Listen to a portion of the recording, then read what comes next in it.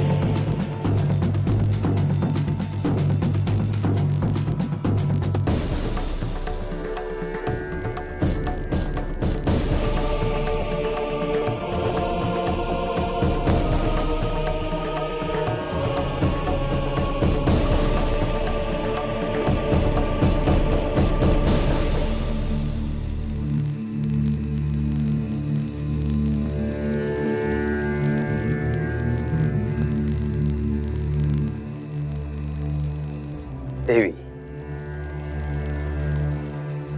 शिवाचा शिष्य असलेल्या भृगु ऋषीचा आपणास नमस्कार।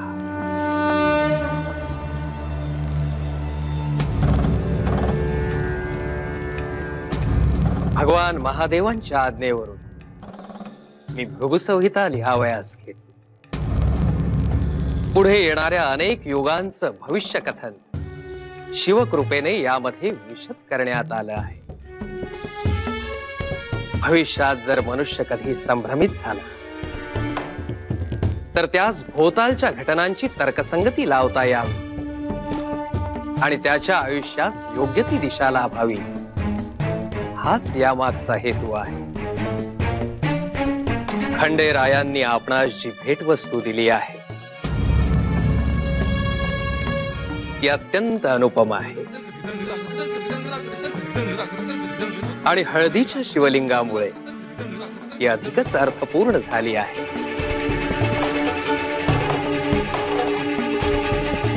हळदीचे हे शिवलिंग जोपर्यंत आपल्या मूळ स्वरूपात राहील तोपर्यंत आपले श्री खंडेरायांशी असलेले अर्धांगिनीचे नाते अबाधित राहील. परंतु ज्या क्षणी हे हळदीचे शिवलिंग आपला मूळ आकार सोडेल त्या क्षणीच आपणा उभयतांच्या नात्याला तडा जाईल. हे शिवतत्व आहे, ते हृदयाशी जपून ठेवावे असा आपला संदेश आहे.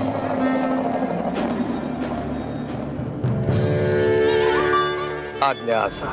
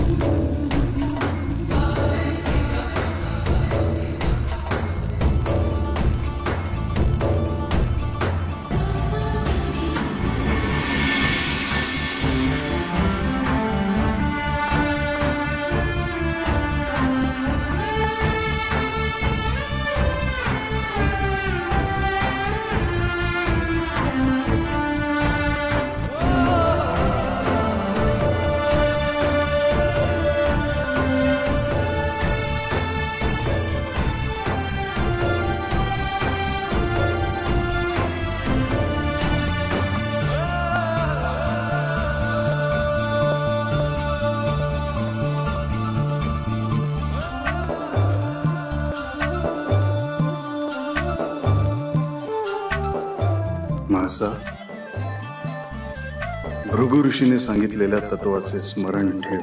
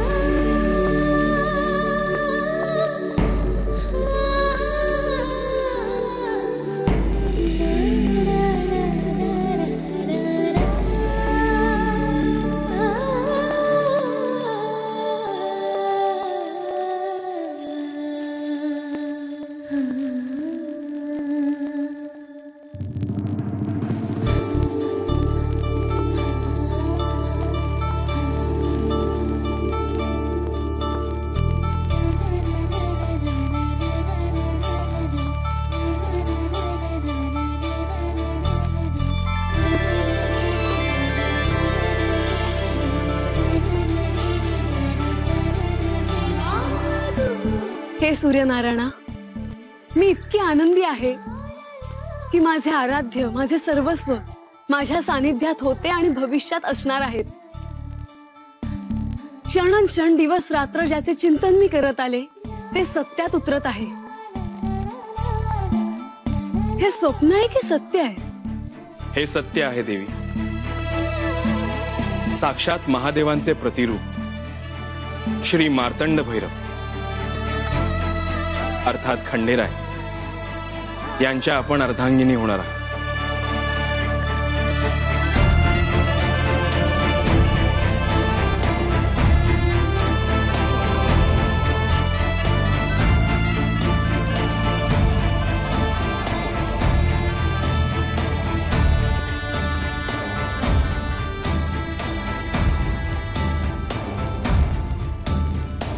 पण हे काय आहे भास्करा?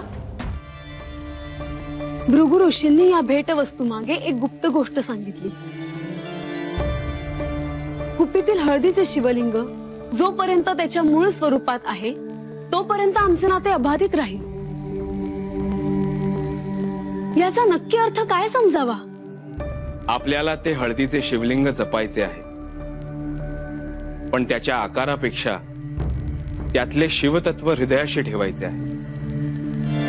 आपण भविष्यात डोकावू नये. आत्ता ह्या क्षणी संपूर्ण सृष्टी आपल्या आणि खंडेरायांच्या विवाहाच्या वृत्ताने आनंदित झाली आहे. भविष्यातही सर्व शुभ घडेल याबद्दल आपण निश्चिंत राहावे.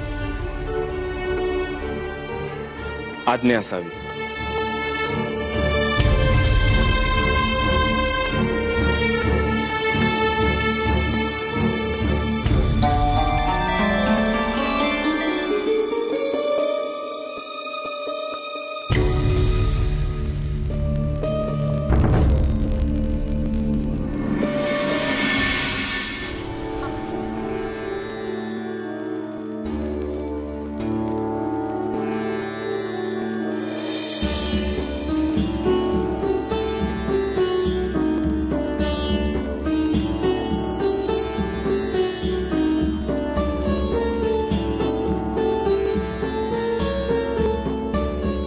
अहो,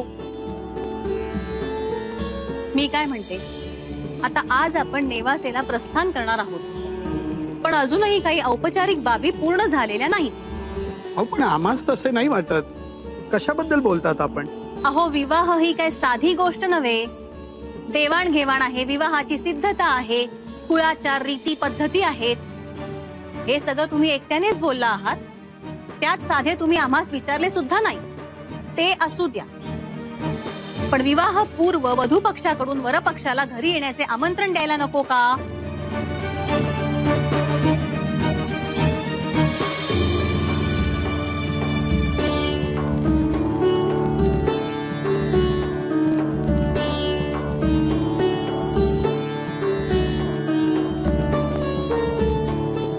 अहो, विचार कसला करताय? आपल्याला त्यांना आमंत्रण हे द्यावेच लागेल. आपण त्यांना थेट विवाह कार्यात भेटणार आहोत की काय?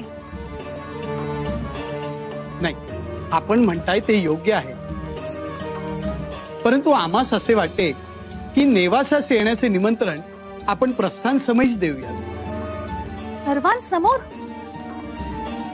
अहो, विवाह कार्यात अशा अनेक गोष्टी असतात ज्या सर्वांसमक्ष बोलल्या जात नाहीत. वधू पक्षातील काही नेमके लोक आणि वरपक्षातील काही मोजके लोक यांच्यातच त्या बोलल्या जातात, नाही का?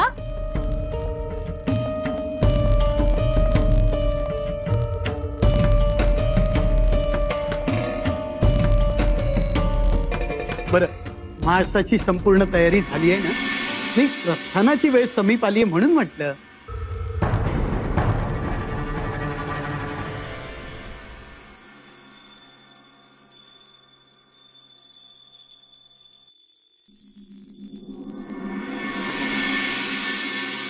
म्हाळसा, म्हाळसा. लतिका, तुझे डोळे असे का दिसत आहेत? कसे? खूप वेळ जागी होतीस? मी तुला पाहिलं काल रात्री शयन कक्षातून बाहेर पडताना. उत्तर रात्री फार उशिरा आलीस तू. लतिका, म्हाळसा, शयन कक्षातून तू अपरात्री एकटी बाहेर पडतीयस हे जर अक्काला कळलं असतं तर? तुला कल्पना आहे ना, त्या कधीही कोणाला काही विचारू शकतात. रात्रीत अख्खा जेजुरी गड जागा केला असता त्यांनी. अगं लतिका, पण म्हाळसा,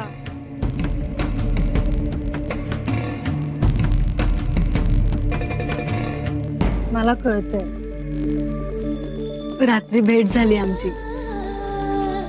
त्यांना मी नीट जवळून पाहिलं. त्यांनी माझा हात हातात घेतला होता. आम्ही छान चालत होतो. मला असं वाटतंय ना की सारं जग जिंकलंय मी. सर्व काही मिळालंय मला. आता कोणतीच उणीव नाहीये, केवळ आनंद.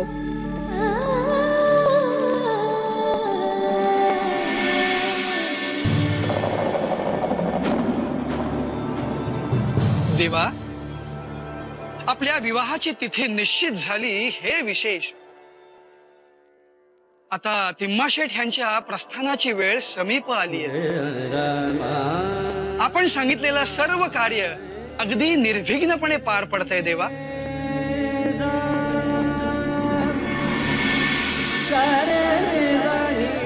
प्रधानजी,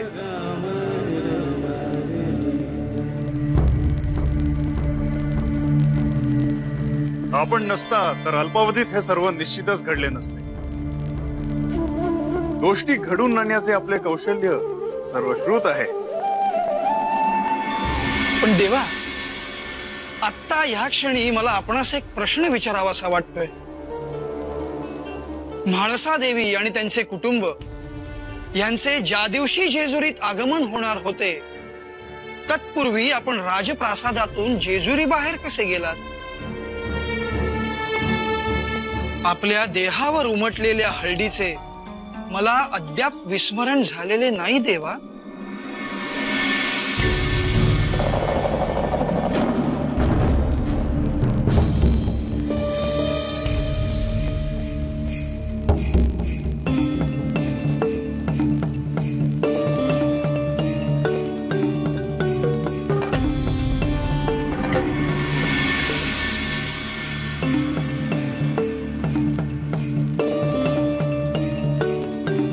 प्रधानजी, हाच तर खरा सर्वांच्या परीक्षेचा क्षण आहे. जसा तो म्हाळसेचा आहे तसाच तो त्या कन्येचाही आहे.